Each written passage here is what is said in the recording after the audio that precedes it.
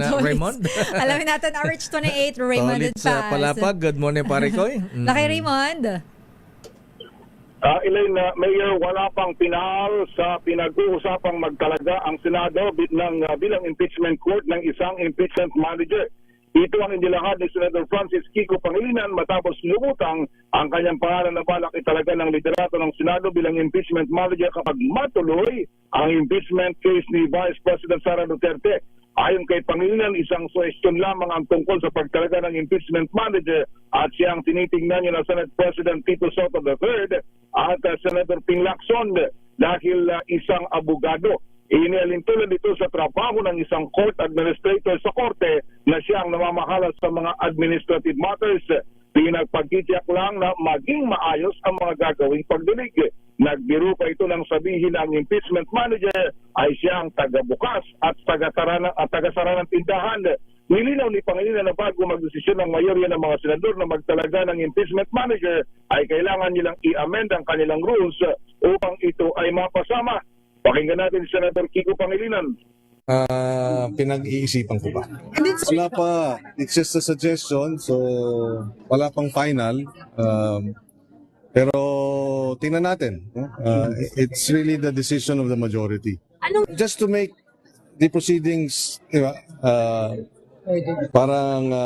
to make sure that the proceedings are orderly. So it's really more administrative than anything. Kailangan pang isama sa rules yun and then ma-adapt. May mga administrative matters that have to be addressed before we proceed to actual trial.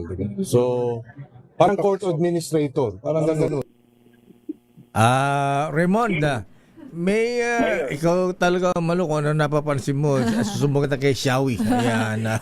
Sumbong kita kay Sen Kiko. Lagot ka. May sagot na raw si Senator Kiko, sabi ni Ate Xiaowi. Ayan. Ang sagot daw noted. Noted. Ayan. Okay. So pag-iisipan pa yung away ni Senator Ping at Senator Marco. Marcoleta. Ayan, kailan maayos yan?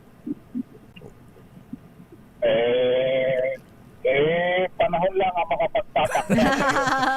Ala, palagay ko matatapos yan after impeachment na. Ayan, habang di natapos sa impeachment ni VP Sara, talagang matindi ang balitaktakan pa rin dyan, Raymond.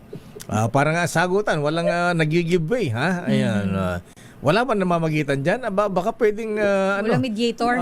si Senator Lito-Lito, Lapid-Lapid, baka pwede siya mamagitan dyan. Ayan.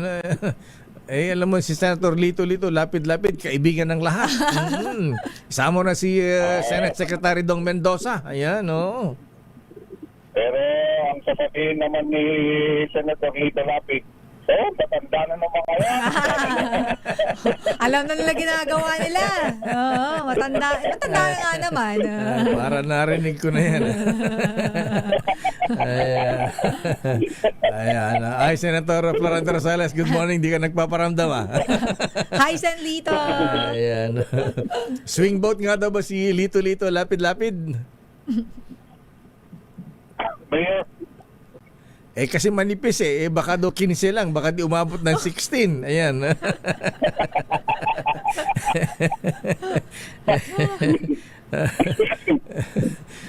Sige, abangan natin. Basta marami na kami kay Senator Lito-Lito, Lapid-Lapid, Senator Flor. Ayan. Senator Ricky. Ayan. Hi, COS. Okay nga, Rod. So, malabo pa. Ayan. wala pa yung mga, pero naglalaro pa lang, Mayor. May mga terms sila na mga very fluid pa at anything could happen any time of the day. Sabi nga nila. Parang ang hirap kasi hulaan, Lakay. Yung dyan sa Senado, hindi mo maarok yung iba. Yes. Sabi ko, ang deciding factor dyan, Raymond, hindi ang swing vote. Ayan, ang deciding factor ay allocables. Ayan. Ganun. Kaya nga pinatatanggal na ni Senator Ping yung allocables. Allocables. Pero kailangan yan na Maraming nag-aabang dyan. Ay, oo, siyempre naman. No? Kaya nga, sige, impeach pa more. Maraming masasaya pag kami impeachment. Ay, May mga nako. nalulungkot, pero mas marami ang... Masaya. masaya. Okay. Sige, antayin natin yan. Abangan natin yan. Pagbubotohan na sa Lunes. Ayan, dyan sa Kamara. Okay nga, Rod. Maraming salamat, Raymond. Ito si RH28, Raymond at Paas para sa DCRH, una sa Pilipinas, una sa Pilipinas. Maraming salamat, Raymond at Paas. Pero